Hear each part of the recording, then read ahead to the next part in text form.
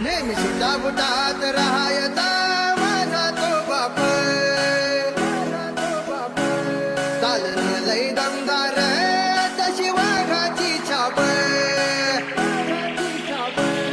नेहमी सुटा बुटात राहायचा माझा तो बाप, चालण लय दमदार तशी वाघाची छाप, बोलणं बेधडक स्वभाव लय कडक, बोलणं बेधडक स्वभाव लय कडक, मगर कधी सरायचा रे.